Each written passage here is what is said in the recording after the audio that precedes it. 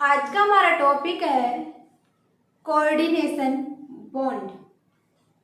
Chemical bond का third point या third part कौन सा है?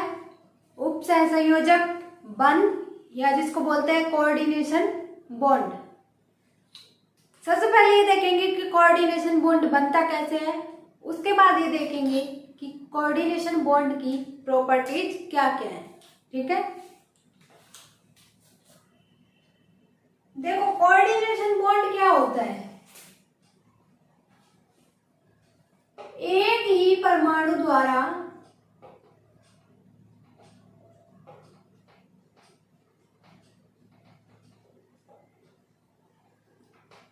दिए गए दो इलेक्ट्रॉन द्वारा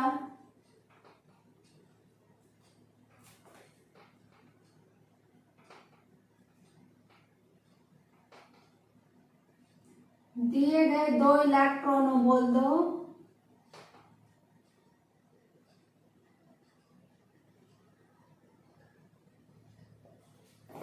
के साझे द्वारा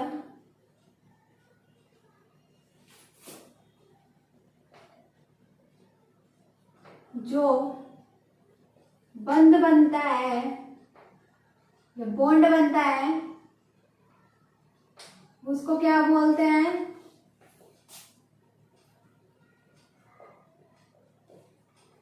क्या कहलाता है वो बॉन्ड? उपसहसंयोजक बंध।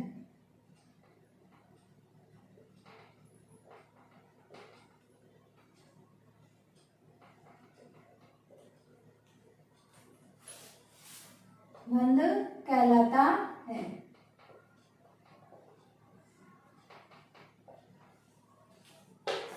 देखिए क्या होता है, इसमें जैसे ये एक एटम है और ये दूसरा एटम है, ये एक मॉलिक्यूल बन गया इन दोनों के से योग से। तो देखो ये एटम है वो अपना लोन पेयर जिसको बोलते हैं दो इलेक्ट्रॉन को क्या बोलते हैं?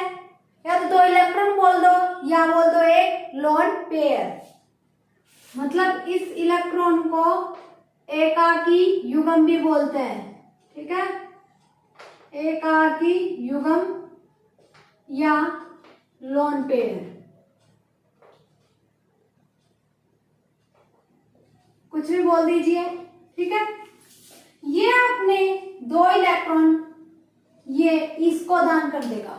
ठीक है, तो ये इसको दान करेगा, इसका मतलब ये है, मतलब दान भी कैसे करेगा?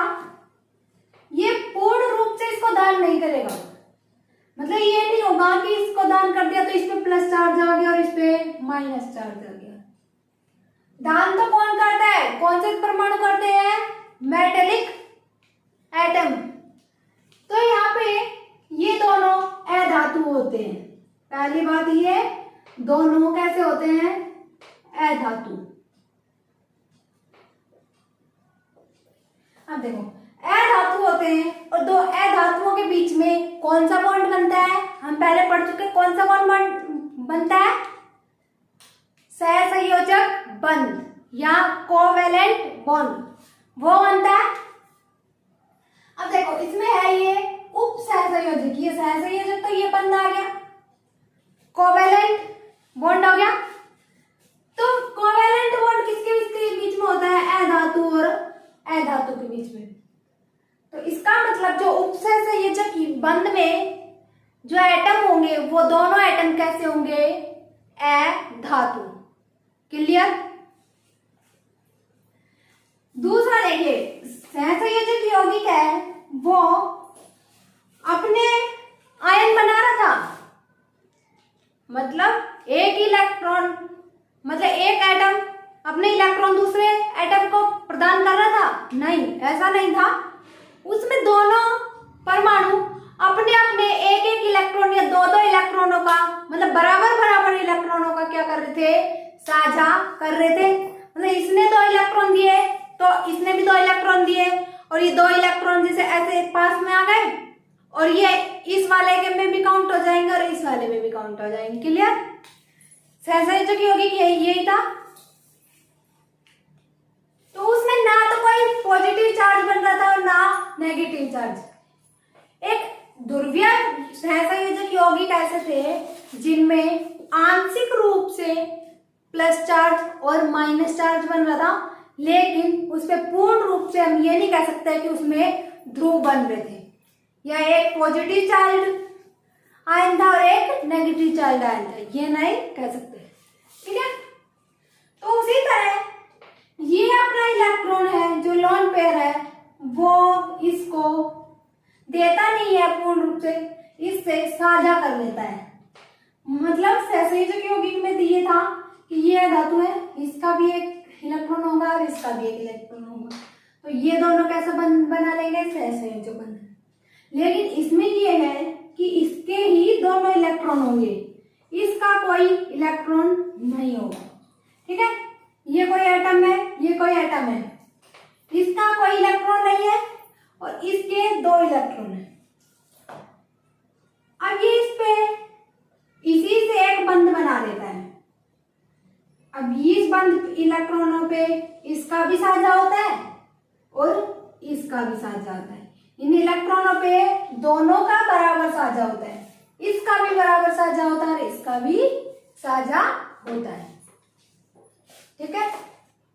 मतलब देखिए, जैसे हमारे पास कोई चीज नहीं है और पड़ोसी के पास वो दो चीज एक्स्ट्रा है। ठीक है?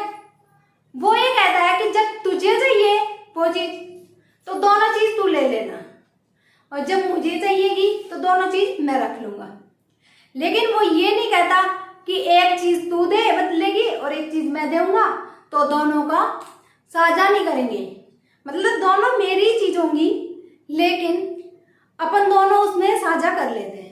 तो वही चीज यहाँ पे है कि जो ये एक धातु है वो ये कहती है कि जो मेरे दो इलेक्ट्रॉन है या एक लोन पेयर है, उसके साथ हम दोनों साझा कर लेते हैं। ठीक है? तो इसमें एक लोन पेयर है, उसके साथ बॉन्ड बनता है।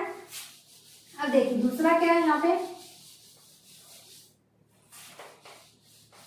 जैसे ये एटम है ना, इस पे ये लोन पेयर होगा और ये दूसरा एटम है, इस पे इलेक्ट्रॉन की कमी होगी, तभी तो ये बनेगा। क्योंकि इसके पास अगर इलेक्ट्रॉन ज्यादा होते तो फिर ये लेता क्यों? इसके पास इलेक्ट्रॉनों की कमी है, तभी तो ये सोच रहा है कि मैं साझा कर लूं, मतलब इसी से दोनों ले लूं, तभी तो सोच रहा है। देखिए ऐसे तीर लगाते हैं, ये बॉन्ड कैसे दर्शाया जाता है? ऐसे तीर लगा के, या ऐसे तीर लगा दीजिए। इसका मतलब ये है कि ये दोनों इलेक्ट्रॉन इन दोनों के बीच में साझा है। क्लियर? अब इस बॉन्ड को इस तीर के निशान से दर्शाया जाता है। देखो आयनिक बॉन्ड में और कोवेलेंट बॉन्ड में कैसे हम दर्शा रहे थे? ये ऐसे दर्शा रहे थे ना, दोनों तरफ डॉट, एक लाइन या फिर एक लाइन के अनुसार दर्शा रहे थे। लाइन भी उसमें कोई तीर का निशान नहीं था, ना ही कोई आयनिक बॉन्ड में कोई तीर का निशान था, लेकिन इसमें एक तीर का निशान होता है। ये तीर का निशान ये दर्शाता है कि जिस तरफ तीर की दिशा होगी वो इलेक्ट्रॉन को ग्रहण करेगा, मतलब उस पे इलेक्ट्रॉन की कमी थी उसको दर्शाएगा। तो इसको बोलेंगे हम ग्राही परमाणु।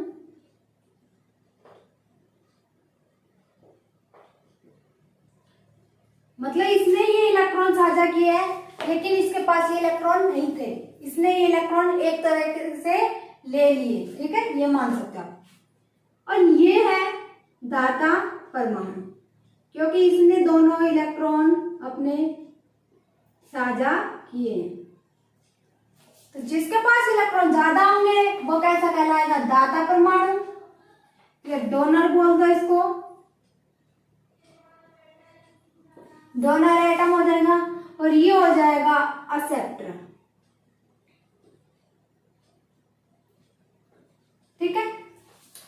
ये भी क्लियर हो गया, ये भी क्लियर हो गया कि इसमें दोनों अधातु होंगे।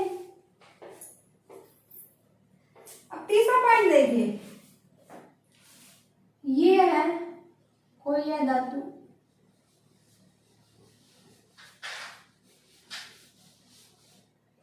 मान लीजिए ऑक्सीजन है यहाँ पे, ये हाइड्रोजन के ये है सहसंयोजक बंधन, तो ये 2 इलेक्ट्रॉन, ठीक है, ये 2 इलेक्ट्रॉन इसके ये हो गए, ये 2 इलेक्ट्रॉन ये हो गए। तो देखो कितने इलेक्ट्रॉन हो गए टोटल, 2 ये, 2 ये और 2 ये।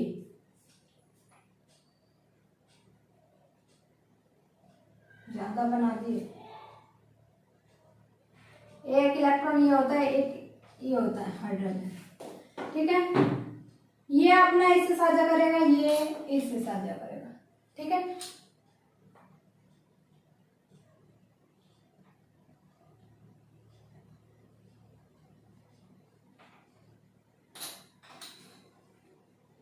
ये हो गया। इसके बाद ये देखिए, ये इसके कितने इलेक्ट्रॉन हो गए टोटल, 1 इलेक्ट्रॉन, 2 इलेक्ट्रॉन, 3 4 5 6 7 और 8। इसके टोटल इलेक्ट्रॉन कितने हो गए, 8 इलेक्ट्रॉन हो गए ऑक्सीजन के। इसके वाइटल कोष में 6 इलेक्ट्रॉन ही तो होते हैं। उसके बाद ये 2 इलेक्ट्रॉन और साझा कर लेता है, तो इसके हो गए पूरे 8 इलेक्ट्रॉन। अब इसका तो अष्टक पूर्ण हो गया। अब इससे देखिए दूसरा कोई हाइड्रोजन प्लस आयन जुड़ गए, ये क्या हो गया, H2O, जल की संरचना में। अब इससे कोई दूसरा हाइड्रोजन आयन जुड़ता है प्लस चार्ज, इस पे कोई भी इलेक्ट्रॉन नहीं है, क्योंकि हाइड्रोजन में हमें पता है 1 इलेक्ट्रॉन होता है, और वो 1 ही भी इलेक्ट्रॉन भी गायब हो गया क्योंकि प्लस चार्ज आ गया। तो अब ये सोचेगा कि मैं 2 इलेक्ट्रॉन ग्रहण कर लूं तो मेरे बाह्य कोश में कितने इलेक्ट्रॉन हो जाए, 2 हो जाए, तो इसका अष्टक नियम है वो पूर्ण हो जाएगा, ठीक है। अब ये 2 इलेक्ट्रॉन, जैसे ये यहाँ पे मान लीजिए, ये 2 इलेक्ट्रॉन ये इसके साथ साझा कर लेता है, ठीक है। इसको क्या बोलेंगे, एक इलेक्ट्रॉन पेयर, या फिर बोलेंगे क्या, लोन पेयर। क्लियर। ये एक इलेक्ट्रॉन पेयर साझा करेगा इससे, तो ये इस पे जो प्लस चार्ज था वो खत्म हो जाएगा, खत्म हो जाएगा ना, क्योंकि इस पे तो प्लस चार्ज था लेकिन इस पे 2 इलेक्ट्रॉन आ गए, तो इस पे अब यहाँ पे इलेक्ट्रॉन की अधिकता हो गई, क्योंकि 1 प्लस चार्ज तो 1 इलेक्ट्रॉन से कैंसिल हो गया, यहाँ पे 1 प्लस चार्ज था, तो ये मान लीजिए 1 इलेक्ट्रॉन से 1 इलेक्ट्रॉन कैंसिल हो गया, 1 पॉजिटिव चार्ज। अब बचा दूसरा इलेक्ट्रॉन, तो दूसरे इलेक्ट्रॉन के कारण यहाँ पे माइनस चार्ज आ जाता है। कैसा चार्ज आ जाता है, डे माइनस, मतलब आंशिक माइनस चार्ज आता है। और इस पे इलेक्ट्रॉन की, अब देखो अगर ये साझा करेगा तो इस पे कमी होगी ना, जब इस पे अधिकता होगी तो इस पे कमी होगी। नॉर्मल स्टेट में ये साझा के रूप में होते हैं, इन पे कोई आवेश नहीं होता, लेकिन जब आंशिक आवेश की बात करते हैं तो हम इस पे आंशिक नेगेटिव चार्ज आता है और इस पे आंशिक पॉजिटिव चार्ज आ जाता है। क्लियर। तो अब ये कैसे बनेगा, देखिए ये ऑक्सीजन, ये हाइड्रोजन, ये हाइड्रोजन, और ये ऐसे एरो का निशान, और ये हाइड्रोजन। ये एरो का निशान क्या दर्शाता है कि ये वाला एटम है वो कैसे है, एक्सेप्टर या डोनर, कैसा एटम है, एक्सेप्टर। क्लियर। और ये कैसा एटम है, ये ऑक्सीजन है, यहाँ पे डोनर एटम, ठीक है।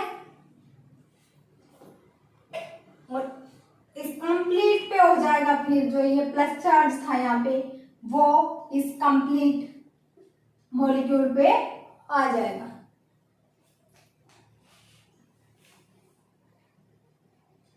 तो इसमें ये होता है कि जिस एटम का अष्टक पूर्ण होता है पहले से ही, वही एटम अपना लोन पेयर प्रदान करता है या डोनेट करता है।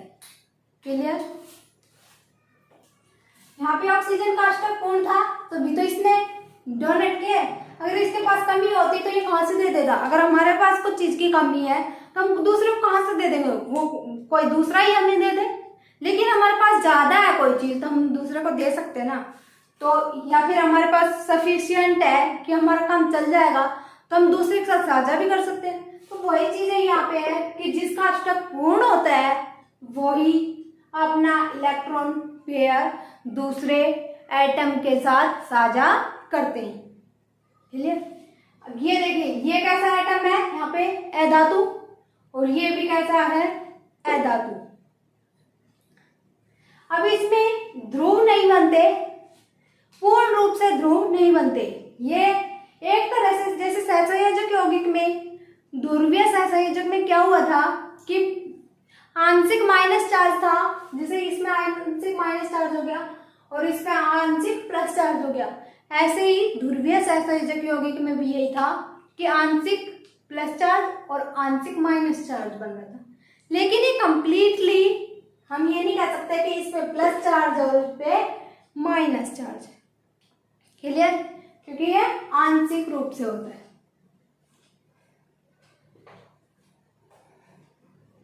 अब देखिए इनकी कुछ प्रॉपर्टीज है और ये किसको दर्शाता है ये सब लिखेंगे। अब इनके प्रॉपर्टीज के बारे में पढ़ते हैं। देखो,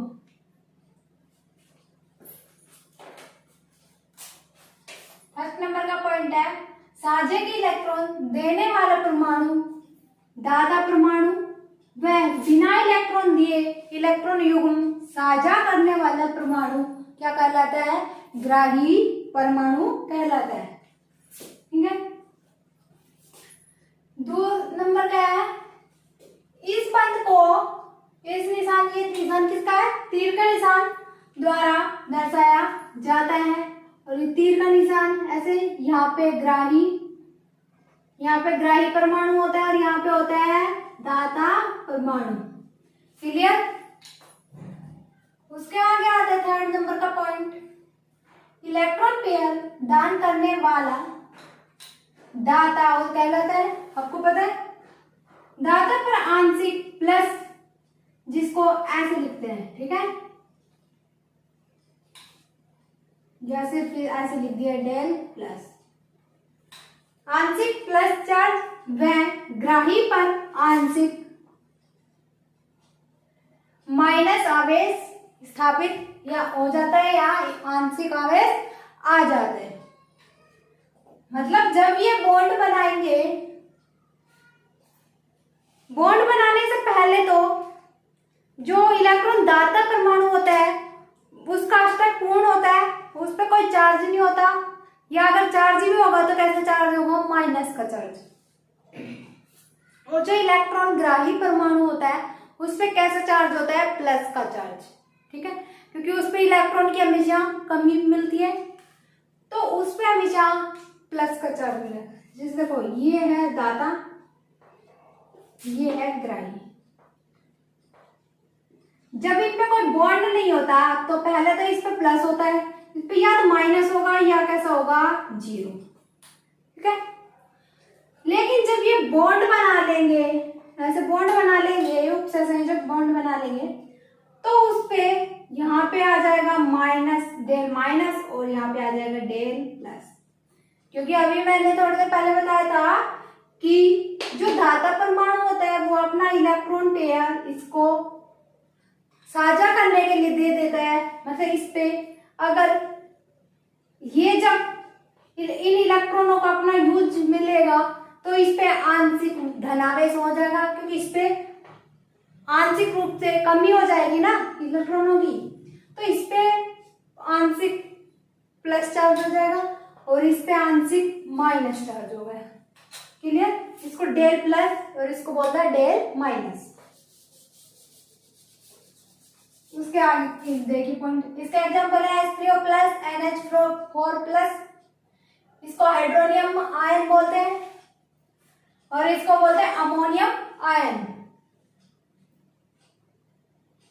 इसके बाद 4 पॉइंट देखिए, जो परमाणु साझे के लिए इलेक्ट्रॉन देता है उसका अष्टक पहले से ही पूर्ण होता है, तभी तो वो इलेक्ट्रॉन देगा, ये हम पहले पढ़ चुके हैं। उसके बाद आता है अधातु तत्वों के मध्य बनता है, जो ये कोऑर्डिनेशन बॉन्ड है वो किसके किसके बीच में बनता है, दो अधातु परमाणुओं के बीच में बनता है। ठीक है, इसे सहसंयोजक नाम है, उसी से आप अंदाजा लगा सकते हैं कि उसमें क्या मिलेगा, अधातु और दूसरा भी अधातु। उससे आगे हमारा पॉइंट आता है 6 नंबर का, इन तत्वों के गलनांक व क्वथनांक कैसे होंगे, सहसंयोजक यौगिकों से अधिक व आयनिक से, सॉरी यहाँ पर कम आएगा, आयनिक से कम। देखो कैसे, जो सहसंयोजक यौगिक था तो उसमें 2 इलेक्ट्रॉनों का साझा हो रहा था, ना इस पे कोई चार्ज प्लस चार्ज था ना माइनस चार्ज था, ऐसा कोई चार्ज नहीं था। तो ये कैसा बंध था, मतलब 2 सेम एटम होंगे, इसके पास भी बराबर होगा इसके पास बराबर, तो इनके पास जो बॉन्ड होगा वो कम मजबूत होगा। मतलब ये कहेगा कि अगर मैं तेरे को दे रहा हूं तो तू मेरे को दे रहा है तो मैं भी तो तेरे को दे रहा हूं, या ये बोलेगा कि अगर तू मेरे को दे रहा है तो मैं भी तो तेरे को दे रहा हूं, ना तो इसमें तेरा का है ना मेरा का है, तो हम दोनों के बीच में लड़ाई कैसी, ना कोई अट्रैक्शन फोर्स, तो अट्रैक्शन फोर्स यहाँ पे कम होता है। ठीक है, यहाँ पे इस बॉन्ड से अट्रैक्शन कम होता है, जबकि आयनिक में क्या होता है, प्लस और माइनस चार्ज। एक कहेगा कि मैं तेरे को इलेक्ट्रॉन दे रहा हूं, ना कि तू मेरे को दे रहा है, तो जब इलेक्ट्रॉन लेगा बेचारा वो चुपचाप उसकी जी हजूरी करता रहेगा। यही होता है कि जो अमीर लोग होते हैं वो गरीबों को पैसा दे देते हैं और फिर उनसे जी हजूरी करवाते रहते हैं। तो वो क्या होता है आयनिक बॉन्ड में, इसलिए आयनिक बॉन्ड प्रबल होते हैं, क्योंकि वो गरीब कहाँ जाएगा बेचारा, रुपए तो उससे लिए वो दूसरे के पास तो जा ही नहीं सकता कहीं और, तो वो आयनिक बॉन्ड होता है ज्यादा मजबूत होता है, और जो सहसंयोजक यौगिक होते हैं वो कम या फिर बोलते हैं दुर्बल बंध बनाते हैं। और देखो इसमें क्या है, ये है तो सहसंयोजक का ही पार्ट, इतना तो कंफर्म है ना। उसके बाद क्या है, इसमें जो इलेक्ट्रॉन है वो इलेक्ट्रॉन फिर एक ही परमाणु दे रहा है। ठीक है, सहसंयोजक यौगिक भी है और इलेक्ट्रॉन एक परमाणु भी दे रहा है, तो दे तो यही रहा है इसको भी साझे के लिए, पूरी तरह से तो नहीं दे रहा लेकिन दे तो यही रहा है। यहाँ पे कोई एटम नहीं, यहाँ पे कोई एटम नहीं। ठीक है, ये कहेगा कि मैं तेरे को इलेक्ट्रॉन दे रहा हूं ना कि तू मेरे को दे रहा है, ये कहेगा देगा तो ठीक है, आज बहुत अच्छी बात है, अगर नहीं भी देगा तो भी हम तो थोड़ी बहुत तरीके से रह लेंगे कैसे भी। लेकिन ये कहता है अगर मैं तेरे को दूंगा तभी तो तू मेरे को दे रहा है, तो इन दोनों के बीच में अट्रैक्शन कम होता है, जबकि इन दोनों के बीच में अट्रैक्शन ज्यादा होता है। यहाँ पे अट्रैक्शन ज्यादा होगा सहसंयोजक से, तो इसको तोड़ने के लिए एनर्जी इससे ज्यादा चाहिए यहाँ पे, इसीलिए इनके गलनांक व क्वथनांक सहसंयोजक यौगिकों से तो ज्यादा होते हैं, और आयनिक बॉन्ड और भी प्रबल होते हैं तो आयनिक बॉन्ड से कम होते हैं। क्लियर हो गया। उसके बाद आता है 7 नंबर पे विलेयता। जल में अविलेय, जल कैसा यौगिक होता है, ध्रुवीय यौगिक होता है। ठीक है। जल कैसा यौगिक होता है? ध्रुवीय। यहाँ पे नेगेटिव चार्ज आता है, इन पे आता है प्लस चार्ज। क्लियर? ध्रुवीय विलायक होता है तो इसमें तो ध्रुव बनते ही नहीं है, इसमें तो आंशिक रूप से ध्रुव बनते हैं, ना कि कंप्लीटली ध्रुव बनते हैं, तो ये इसमें घुलता नहीं है। फिर देखो आगे क्या कह रहा है, वह कार्बनिक यौगिकों में विलय होता है। अब कार्बनिक यौगिक क्या होते हैं? कार्बनिक यौगिक जिनमें कार्बन, हाइड्रोजन, ऑक्सीजन या कुछ और हो सकता है। जैसे देखो मेथेन है, CH4 है, ये भी कार्बनिक यौगिक है। C6H12O6 है, वो भी कार्बनिक यौगिक है। बेंजीन है, C6H6, ये भी कैसा यौगिक है? कार्बनिक यौगिक है। यूरिया NH2CO NH2, ये भी कैसा यौगिक है? कार्बनिक यौगिक।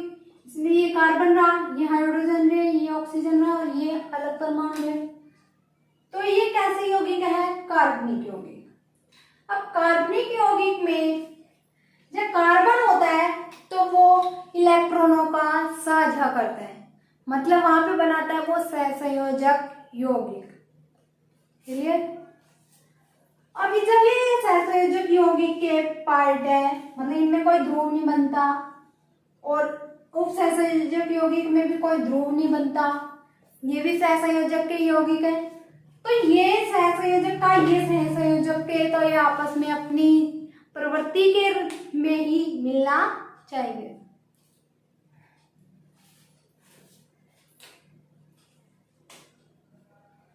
इनमें कोई ध्रुव नहीं बनता। देखो CH4 है, CH H H और H, ठीक है। यहाँ पे भी 2 इलेक्ट्रॉनों के साथ जा रहे हैं, यहाँ पे भी एक एक, यहाँ पे भी एक एक और यहाँ पे भी एक, सब जगह एक एक इलेक्ट्रॉनों के साथ जा रहे हैं। ना तो ये अपना इलेक्ट्रॉन इसको दे रहा हो, ना ये इलेक्ट्रॉन अपना इसको दे रहा, ना तो इस पे प्लस चार्ज आएगा, ना इस पे प्लस चार्ज आएगा, ना इस पे माइनस आएगा, ना इस पे माइनस आएगा। तो सहसंयोजक यौगिक में भी तो यही कह रहा है कि पूर्ण रूप से आवेश नहीं आता है, इस पे आंशिक रूप से आवेश आता है। इसलिए ये जिन यौगिकों में आयन बनते हैं उनमें विलय नहीं होते। आयन H2O में आयन बन जाते हैं, एक H+ आयन बन जाता है, एक OH- आयन बन जाता है, तो उनमें आयन बन जाते हैं। लेकिन ये ऐसे विलायकों में विलय होते हैं जिनमें आयन नहीं बनते, ठीक है। तो ये कार्बनिक यौगिकों में विलय होंगे। इससे आगे है अवस्था, कैसी होगी? ठोस, द्रव व गैस। ये ठोस में भी हो सकता है, द्रव भी हो सकता है और गैस भी हो सकता है, क्योंकि जो आयनिक बॉन्ड था वो कैसा था? ठोस। वो बॉन्ड सबसे ज्यादा मजबूत था, लेकिन ये बॉन्ड है आयनिक से थोड़ा कम मजबूत होता है, तो वहां पे ठोस भी हो सकता है, मतलब अर्ध ठोस जिसको बोलते हैं, लचीले बोल सकते हैं। यहाँ पे अर्ध ठोस लिख लीजिए, अगर ठोस लिख रहे हो तो अर्ध ठोस लिख लीजिए, ठोस लिख लीजिए। मतलब लचीले भी हो सकते हैं, द्रव भी हो सकता है और गैस भी हो सकता है। गलित अवस्था में विद्युत के कुचालक। और देखो ये गलित अवस्था में भी क्या होगा? अगर इनको पिघला दिया जाए तो इनमें क्या आयन बन रहे हैं? पूर्ण रूप से तो आयन कोई बन ही नहीं रहा, तो आयन नहीं बन रहे, तो वहां पे विद्युत का भी चालन नहीं हो सकता, इसलिए ये विद्युत के कुचालक होते हैं। उसके बाद आता है दिशात्मक प्रवृत्ति रखते हैं। जो ये सहसंयोजक यौगिक है, ये कैसी प्रवृत्ति रखते हैं? दिशात्मक। अगर ये था दाता से ग्राही की तरफ, यही प्रवृत्ति होती है। ऐसे तो नहीं लिख सकते ना हम कि यहाँ पे लिख दिया दाता परमाणु लिख दिया और यहाँ पे लिख दिया ग्राही। ये तीर हमेशा किसको दर्शाएगा? पीछे का सिरा है वो किसको दर्शाएगा, दाता परमाणु का, और जो तीर का निशान है आगे का वो किसको दर्शाएगा, ग्राही को। तो ये हमेशा कैसी प्रवृत्ति रखते हैं, दिशात्मक प्रवृत्ति रखते हैं, और इन पे आंशिक प्लस और माइनस चार्ज भी होता है, इसलिए इनकी प्रवृत्ति कैसी होती है, दिशात्मक। ये क्लियर हुआ। उपसंयोजक यौगिक यहीं पे समाप्त होते हैं। Thank you.